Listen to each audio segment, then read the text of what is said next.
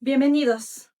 Este es el canal de la Asociación de Psicología Junguiana, un espacio dedicado al estudio, la reflexión y el diálogo profundo en torno a la psique humana, el símbolo y la tradición. Mi nombre es Canovet y hoy iniciamos una serie de encuentros que buscan ir más allá de la divulgación superficial para adentrarnos en el corazón del pensamiento de Carl Gustav Jung. La pregunta inicial es, ¿quién fue realmente Carl Gustav Jung? En esta temática que vamos a abordar el día de hoy, veremos cómo su entorno y su contexto en cuanto a su época influye fuertemente en ciertos estudios que tienen que ver con tradición tanto del Oriente y Occidente a nivel científico. Jung entra en un diálogo muy interesante que tiene que ver con toda la ciencia, no nada más con autores muy importantes de esa época en el Occidente y en el Oriente. Por mencionar a uno, hace un gran diálogo y una buena discurso con Pauli, un gran físico de premio Nobel. Del lado del Oriente están ni más ni menos que un gran sinólogo que es Richard Wilhelm, con el tema del Tao. Y bien, para profundizar en este recorrido, cedo ahora la palabra al maestro Miguel, que somos parte de la Asociación de Psicología Junguiana, con quien abordaremos y exploraremos un tema fundamental para comprender no solo a Carl Gustav Jung, sino el alcance de esta mega obra, real de su obra. El título de este encuentro es Jung, todo sobre Jung, Jung y la tradición. Adelante, maestro Miguel. Cuando una idea antigua reaparece con fuerza, no es porque sea nueva, sino porque el alma colectiva la necesita. Pauli, Pascual Jordan, una pléyade de físicos discutiendo la cuestión central, el arquetipo, y que se ha puesto de moda, el fenómeno de la transmutación de natura, las plantas, los metales y el hombre. ¿En qué? En una sustancia que es el mercurio, que es la sustancia de la transmutación, pero Pauli lo señala bien y toda esta pléyade de físicos lo señalan claramente. Está ni más ni menos que en todos y cada uno de los átomos. Por eso se habla de aquí de mónada. Y dice el monogenes. Newton también dejó unos escritos que eran básicamente alquímicos y cabalistas que proyectó para el futuro en un baúl que no permitió que se abriera hasta pasando mucho tiempo después de su muerte. Sus herederos abrieron el baúl, vieron su contenido y lo volvieron a cerrar. Y finalmente uno de los economistas, me parece que es Galbraith, compró las pertenencias últimas de Newton, cuadros, un tintero, un escritorio, y compró también el baúl. Él lo abrió y se dio cuenta de los textos que estaban, los manuscritos que contenía, y efectivamente es una obra básicamente de estudios alquímicos, cabalistas, herméticos, que al parecer Newton pasaba más tiempo estudiando estas obras que la misma física. Y bueno, Jung hace una hazaña parecida, proyecta el futuro sabiendo que en su época, en el periodo de las guerras mundiales, no va a ser entendido, valorado, y proyecta al futuro la edición del Libro Rojo, que pues ya lo hemos leído algunos. Al mismo tiempo aparece ya en inglés la edición de los libros negros, y seguramente va a aparecer por ahí el libro blanco, que tienen un sentido estos colores, de los cuales vamos a hablar ya más adelante, porque elige el rojo, el negro, y seguramente debe estar el blanco. Y esta discusión de su enfoque psicológico es la que está ahorita en boga, pero con el pequeño detalle de que esta modernidad, desde alguna perspectiva, no tiene la talla de la época en la que vivió Jung intelectualmente. ¿Por qué me atrevo a hacer este señalamiento? Bueno, porque ustedes pueden ver que traigo aquí un arsenal de textos, que son textos que no traigo por presunción, sino porque son textos que Jung mismo va a estar completamente señalando, haciendo anotaciones, acotaciones, señalamientos muy profundos e incluso experimentos sobre la cuestión astrológica, de la cual vamos a hablar posteriormente, y cosas que parecieran heréticas, ¿no? O sea, ¿qué tiene que ver el tarot, ¿no? con un científico serio? Entonces, es muy difícil dar una perspectiva global de la obra de Jung, porque su obra es muy extensa. Esta obra abarca cerca de 30 textos que se han publicado, ¿no? La obra más conocida, todos sabemos, es Psicología y Alquimia, en la que expone ya su método y es su obra de madurez. Uno pensaría que esta obra sería la primera o de las primeras y que el resto es su sucesiva investigación. No, esta es su obra de madurez. Junto a ella, otro de los clásicos es Tipos psicológicos, que es una obra, se podría decir, canónica, en la que está su hermenéutica expuesta y en la que aterriza exponiendo su teoría de las dos tipologías básicas, que es el introvertido y el extrovertido. Y junto a ello existen algunas obras ya un poco más complejas, más complicadas, que, por decirlo claramente, son mis favoritas. Esta, La simbología del espíritu, que escribe junto con una estudiosa de la tradición judía, de la Cábala, que se llama Rivka Sherf. Rivka es el nombre en hebreo de Rebeca, Rebeca Sherf, pero tiene esa independencia todavía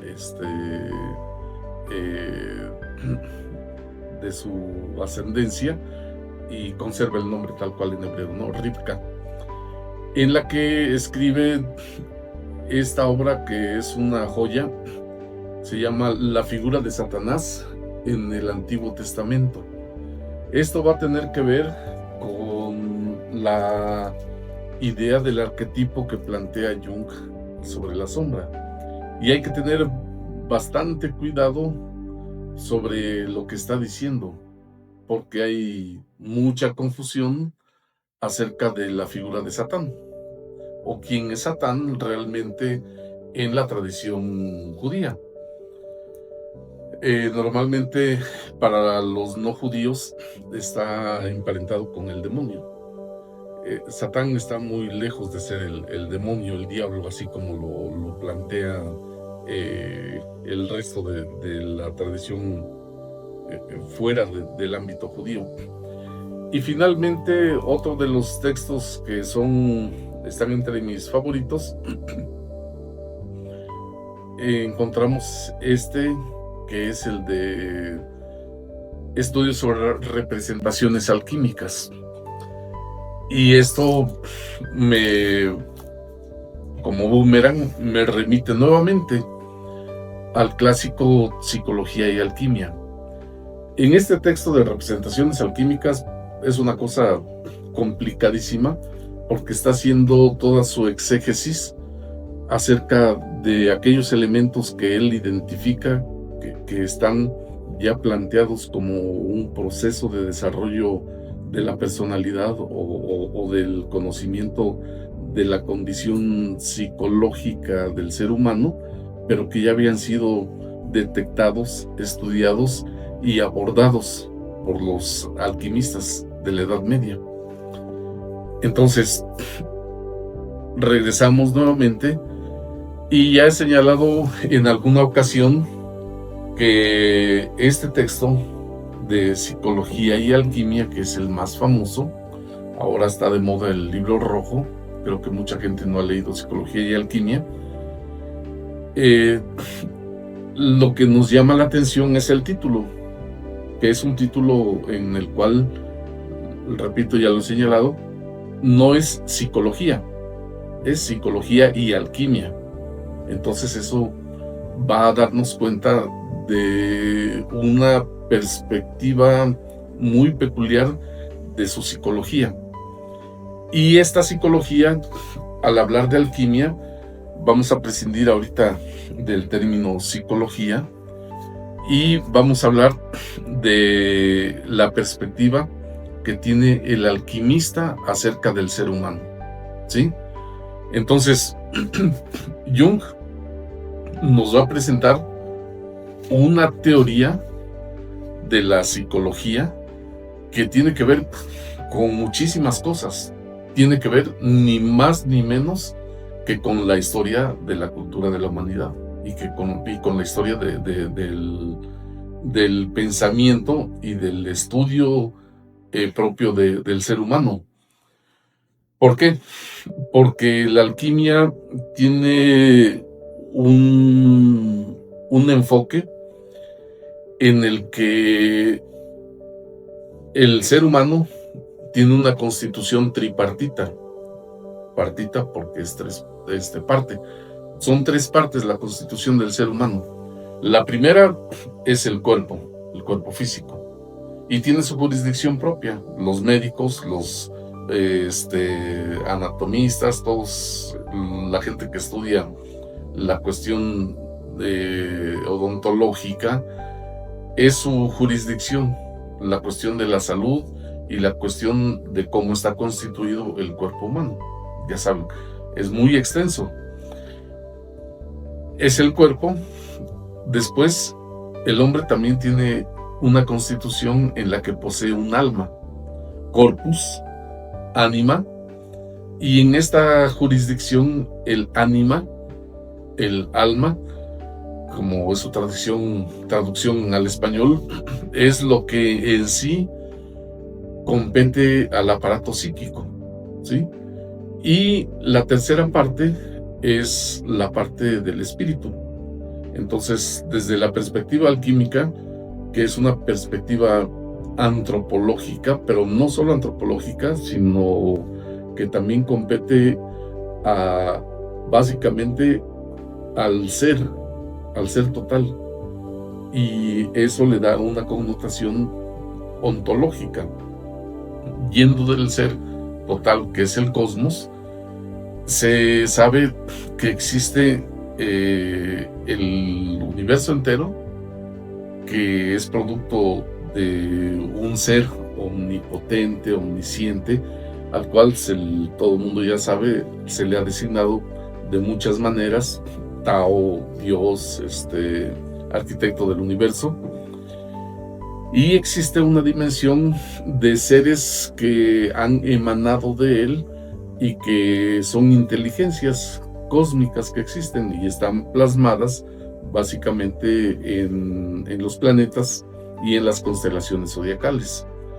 Y al tener una representación humana, es decir, personal, están asociadas con los semidioses de todas las culturas, con Indra en la India, con Zeus, con Thor, con Xipetotec aquí en América, Y estos seres espirituales son intermediarios a nivel cósmico entre los humanos, ellos y el Ser Supremo.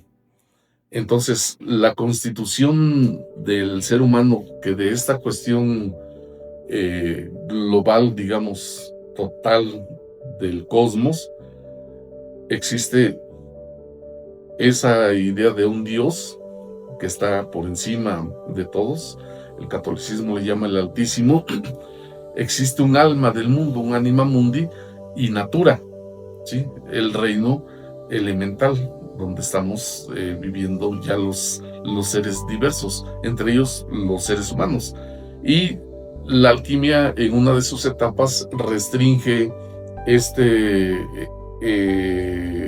estudio del ser a la cuestión humana. Entonces se vuelve una cuestión antropológica. Desde el punto de vista antropológico, el ser humano es el que posee esta constitución tripartita de cuerpo, alma y espíritu, ¿sí? Eso mismo es la precisión que tiene el budismo de la constitución humana. Para el budismo se le llama trikaya.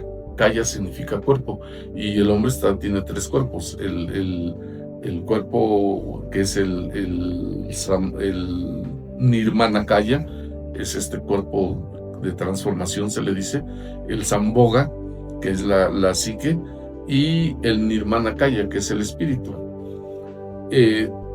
Esta similitud de entendimiento no es casual, porque hay una ciencia que es al mismo tiempo espiritualidad, que es la primordial y es antiquísima, y yo la he rastreado desde sus orígenes tal cual en China y llega hasta Europa Central, y es la alquimia. Esa ciencia primigenia primordial es la misma en todo el planeta. Cuando la alquimia, lo que nosotros sabemos, trata acerca de el punto central de la alquimia, y ahorita vamos a empezar a entrar en materia. El punto central de la alquimia es la transmutación, ¿sí? Y esa transmutación, en términos psicológicos, con un nuevo discurso, neo-Arge le llama Jung, porque Arge es eso, es este discurso. De ahí mismo va a venir el término arquetipo. En esa nueva exposición contemporánea a la luz de los descubrimientos modernos, el proceso de la transmutación va a ser lo que Jung le llama el proceso de individuación. Entonces va a tomar algunos paralelos de cómo la tradición antigua había abordado el fenómeno de qué es el hombre, qué es el ser humano, y en ese sentido se vuelve antropológico, ¿sí? Al volverse antropológico, tiene cuestiones ahí filosóficas, éticas, morales, pero el núcleo del ser es la psique, ¿sí? Hay una sustancia que permanentemente, permítanme el término sustancia, que permanentemente va a estar conforme, inconforme, satisfecha, insatisfecha, gozosa o en conflicto consigo misma, ¿sí? Y esa es la psique. Entonces, pero ¿por qué está en este conflicto? Bueno, pues porque hay una transición, ¿sí? Hay una transición de una forma de ser a otra forma de ser. Y esa forma de ser, la alquimia, cuando la plasma en la materia, esta forma de ser trabaja con los metales, y todos sabemos, se habló acerca de la transmutación del plomo en oro. El plomo, que es el más burdo de los metales, se perfecciona y alcanza, valga la redundancia, la perfección del metal más noble del perfecto, que es el oro. El oro ya no permite la entrada de un electrón más en su configuración atómica. Cuando el proceso está en la naturaleza, digamos, en los vegetales, este mismo proceso consiste en pasar de un estado a otro a manera de extraer tinturas, fragancias, colores, y este proceso se llama espagiria, sustancias medicinales. Ahora se les llama sustancia activa, me parece, ¿no? Principios activos. Ese proceso de extraer un elemento curativo de una planta por los métodos alquimistas se llama espagiria, y tiene una tercera fase. La tercera fase es tomar como sujeto o como elemento de transmutación al ser humano. Entonces, el hombre sin atributos, sin cualidades, pendenciero, con vicios, se convierte, se transmuta en una persona culta, docta, y alcanza el estado, en este caso se le llama filósofo. Y entrando en materia, precisamente acá, en una de las citas que antes de empezar esta exposición al azar seleccioné, está haciendo ya Jung una cita del Rosarium Philosophorum, el rosal de los filósofos. Dice: aurum nostrum non est aurum vulgi. Dice: nuestro oro no es el oro vulgar o el oro del pueblo, ¿sí? ¿Qué quiere decir? Que bueno, una persona logró la transmutación y alcanzó el estado áureo, ¿sí? Y este término va a aparecer en muchísimas obras alquímicas. La Aurora Consurgens, por ejemplo, que se le atribuye a Tomás de Aquino, y toda una permanente y continua referencia al concepto del oro como producto final de la transmutación. ¿Qué quiere decir esto? Bueno, en términos junguianos es la consecución del self, ¿sí? El hombre está incompleto y tiene que pasar por un proceso de perfeccionamiento. Y ahí empieza la obra propiamente de Jung, porque, como todos ustedes saben también, él estuvo asociado al papá de la psicología, que es Freud. Ambos son médicos y están abordando temas que la medicina no detecta como problemas propios de la fisiología. Entonces es común ahora todavía que llevan a algún jovencito o una persona a que lo revisen, que lo ausculten los médicos, y dicen no tiene nada, pero la persona tiene conflictos, sufre. Y entonces aparece el conflicto consigo mismo, y en consecuencia una suerte de inadaptación social, familiar, cultural, y hay un surgimiento de un conflicto. Freud, ya saben, para explicar por qué surge este conflicto, recurre a la idea de la libido, ¿sí? De la insatisfacción sexual y de traumas durante la infancia. Esta tesis el mismo Freud va a cuestionarla al final de su obra en un texto increíble que se llama Más allá del principio del placer, porque ese principio del placer es lo que subyace a la teoría de la libido. Si yo me siento incómodo por la forma en que están dispuestos los libros aquí y los acomodo de manera que yo considero que es la adecuada, hay un proceso mental que me produce una satisfacción, un placer, y eso es el móvil. De alguna manera sí tiene razón, pero bueno, no lo vamos a tratar en este momento.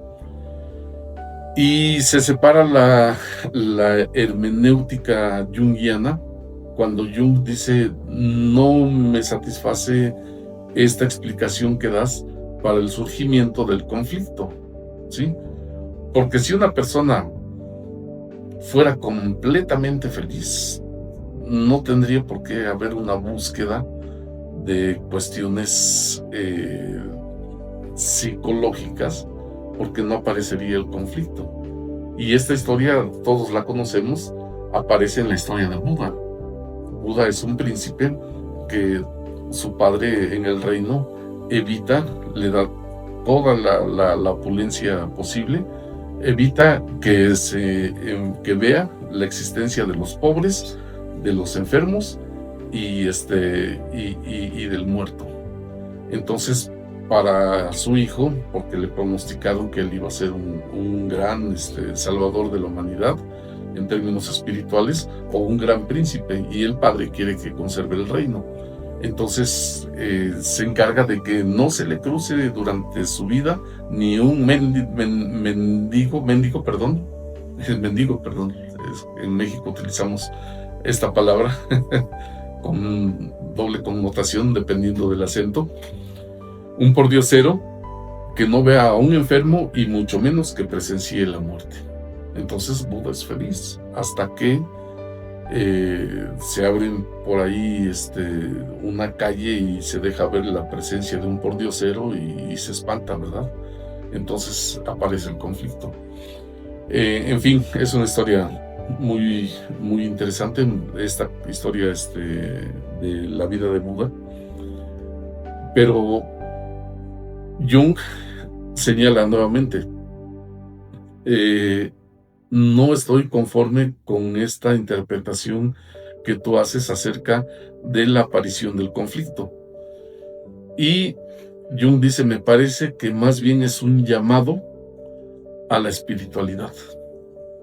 Hay en medio la figura de Adler, que Adler está hablando ya de una perfectibilidad del ser humano, que somos imperfectos. ¿Por qué? Porque pues, no sabemos tocar el piano, ¿verdad? No sabemos construir un edificio, no sabemos muchas cosas, no hay perfección en nosotros, pero podemos aprender a tocar el piano, podemos aprender lenguas, podemos aprender a ser virtuosos, nobles, etc. Ese es el planteamiento adleriano. Y por ahí otro colega de Freud, que es Otto Rank, ya está haciendo un planteamiento un poquitito más cercano a Jung, cuando señala la presencia de ese llamado a la vida espiritual. Hay algo de entrada que no me satisface, y esa es la pregunta de la esfinge: ¿quién soy? ¿Por qué estoy aquí? ¿Qué sentido tiene esto de estar aquí? Mientras uno está en el contexto cultural de que ya estás terminando tus estudios y ya va a ser la graduación y ya va a ser la fiesta y la boda, etc., no hay conflictos, no hay problemas. Pero llega un momento en el que se queda uno solo, y solo, sin la pareja, sin los papás, sin los amigos, sin el entorno, en el interior surgen esas cuestiones, ¿sí? Y uno dice: ¿qué? ¿De qué se trata? Entonces la hermenéutica junguiana es lo que nos va a estar señalando, que el conflicto surge porque hay una insatisfacción, efectivamente, pero esa insatisfacción es una insatisfacción de índole espiritual, y es un llamado a realizar la vida espiritual. Entonces, por eso es que Jung se mete a estudiar las tradiciones que han planteado ese camino para eliminar el conflicto de la duda existencial, ¿sí? Y bueno, es la historia de la humanidad. ¿Cuáles son esas tradiciones? El el taoísmo, el confucianismo, el Vedanta, la cábala, el cristianismo y las tradiciones autóctonas, ¿no? Preamericanas, la tradición olmeca tolteca, y eso nos va a hablar de que Jung está haciendo un repaso a la historia de, permítanmelo decir así, de la salvación. ¿Por qué? Porque en esta configuración tripartita del ser humano, de corpus, ánima y espíritu, Jung se va a decir que es médico de almas, ¿sí? Posteriormente vamos a ver cómo él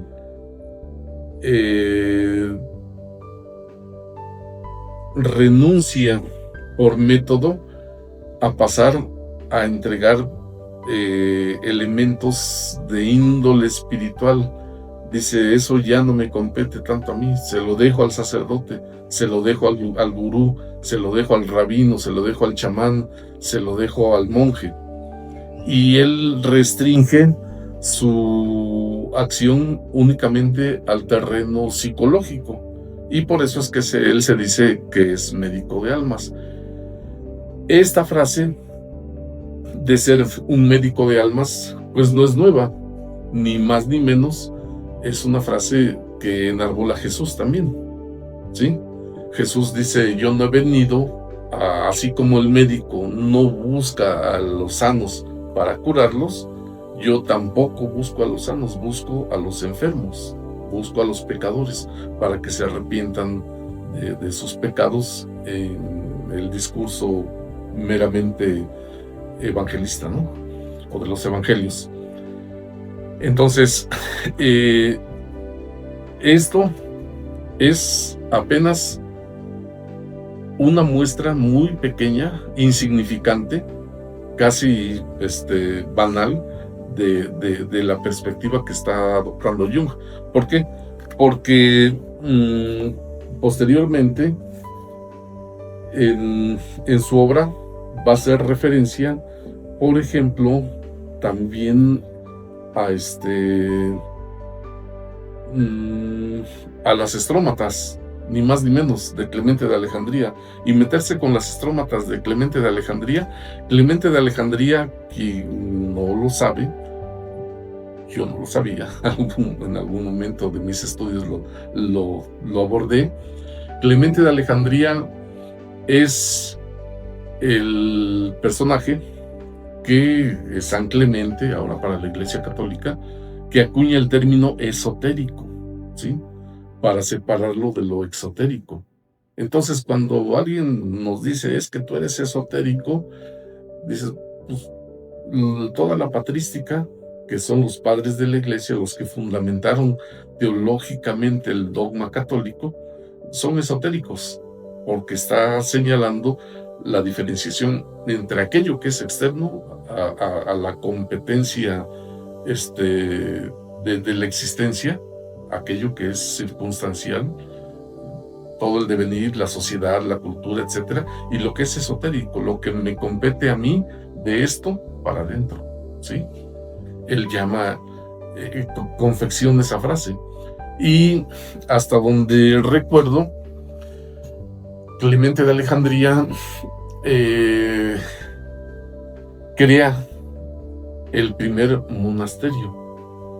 Clemente de Alejandría, al entender esta tensión entre la vida mundana, ir al mercado, cosechar, comprar, vender, vivir, casarse, divorciarse, mantener a los hijos, pelearse, etcétera, dice, rompe de tajo y dice, yo no quiero esto. Entonces se va al desierto y empieza a construir una cabañita. Y como la película de Forrest Gump, alguien más lo sigue y alguien más sigue al que lo siguió, y alguien más lo va siguiendo, y de repente ya hace una congregación, y es la aparición del primer monasterio católico. Es una historia un poco chusca. Pero las Strómata de Clemente de Alejandría, pues habla, vamos a ver aquí aquí estoy haciendo, bueno, está complicada, elegí nada más la cita, pero está hablando ya de la ciudad de Brahma, en la montaña del Monte Meru, que es otro tema, es toda la cuestión de la filosofía india. Después dice, en cada puerta se halla una mónada. Entonces son cosas complicadas, porque la mónada es la chispa divina que hay en cada ser de la creación, al menos en cada ser consciente. Y dice, los miembros del antropos nacido de autógenes corresponden a las 4 puertas de la ciudad.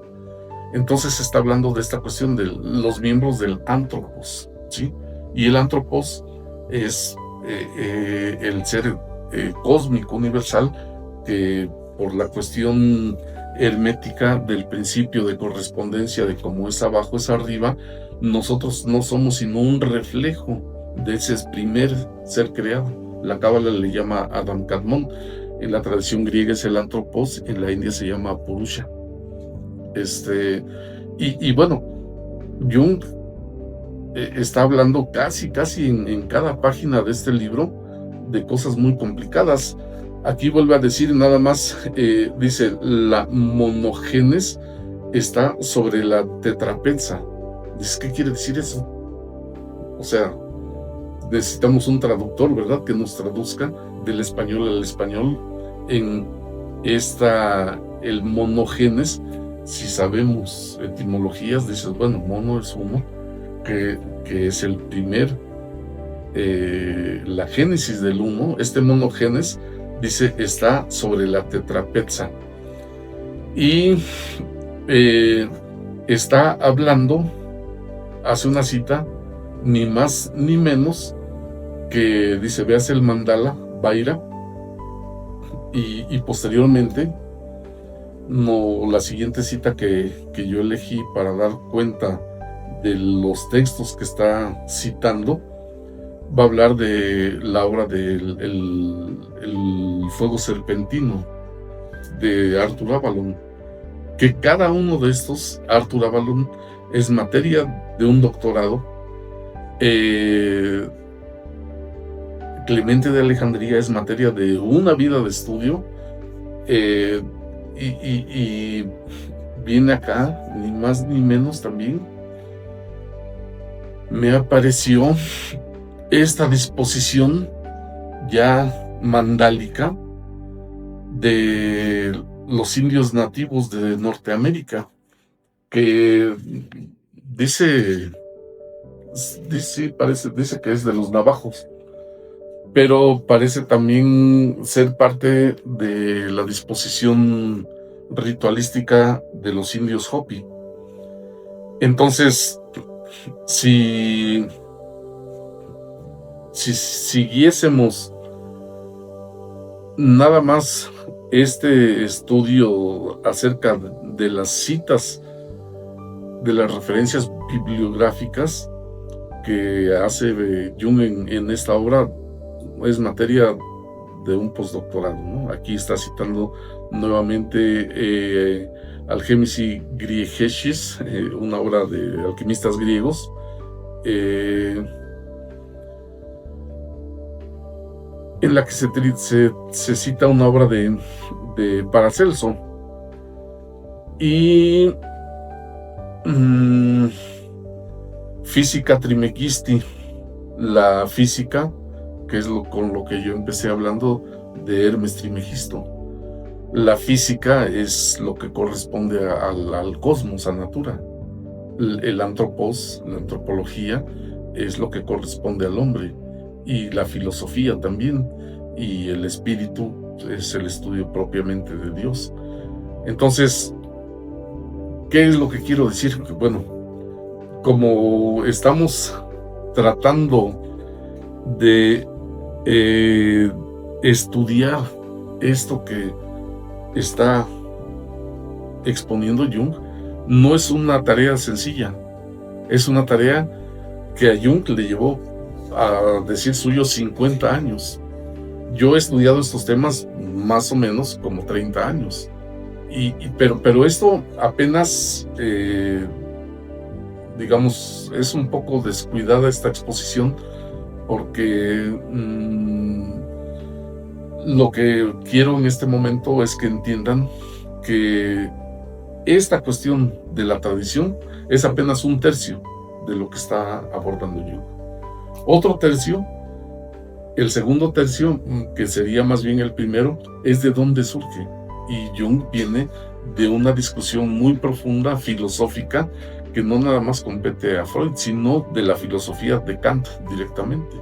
Kant lo que está haciendo es encontrarle el sentido a la sociedad, pero la tiene que fundamentar a la vida social sobre la cuestión de que, nuevamente antropológica, de qué es el ser humano.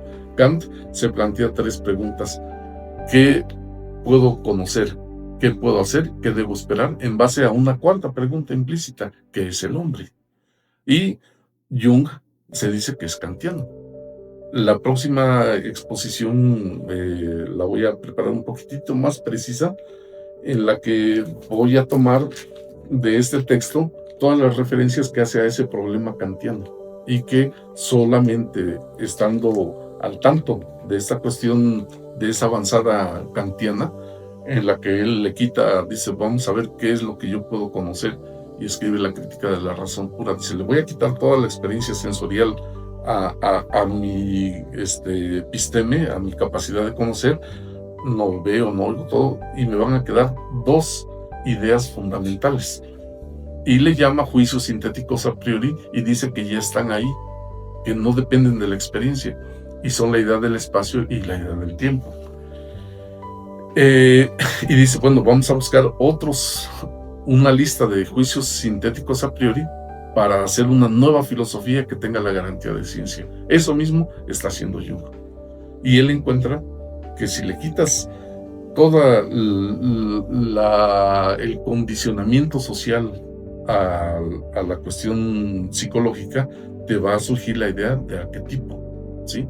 O sea, los juicios sintéticos a priori son a Jung, lo que a Jung son los arquetipos, y está emulando de alguna manera, y va a heredar ahí un conflicto, un problema que le va a surgir a Kant, que son la aparición de las contradicciones que surgen de este mismo planteamiento, y lo mismo le va a pasar a Jung. Entonces, ya para ir cerrando esta exposición muy somera y seguramente desordenada, que nada más es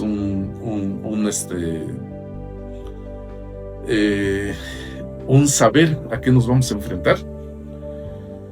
La tercera parte es, si esta es apasionante, la de la tradición, que abarca todas las tradiciones de la antigüedad, la tercera es una cosa más allá de la pasión, y es la física, la mecánica cuántica.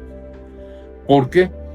Porque en esta discusión van a aparecer cosas de índole profundas, que tienen que ver con que la alquimia ya está siendo de entrada una física. Ahí lo acabamos de ver, física hermética, o física hermetis, dice, la física de Hermes, está citando Jung en Psicología y Alquimia, y se está hablando de una física inherente al ser. Entonces, en uno de sus enfoques hay una física, pero esa física linda con la psicología, y da origen a un tema que ya lo trataron los budistas, que es el panpsiquismo y la teoría de todo la mente. Esa teoría de que todo es mente Es una teoría que en el budismo es la escuela Madhyamika o Madhyamaka. Y dice que no hay todo, el ser, no es sino una mente que está imaginándose todo esto. ¿Y qué creen? Heisenberg, el físico premio Nobel, uno de los pilares de la configuración de la mecánica cuántica, de la confección de la mecánica cuántica, al final de su vida dice: ya lo entendí, tuve la revelación de que todo esto efectivamente es una mente. Si yo hubiese tenido esta revelación a los 18 años, jamás habría estudiado física.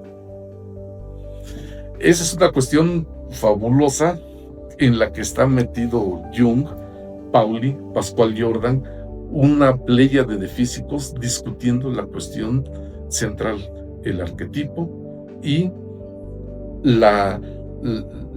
el fenómeno de la transmutación de natura, las plantas, los metales y el hombre.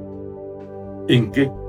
En una sustancia que es el mercurio, que es la sustancia de la transmutación, pero Pauli lo señala bien y toda esta pléyade de físicos lo señalan claramente.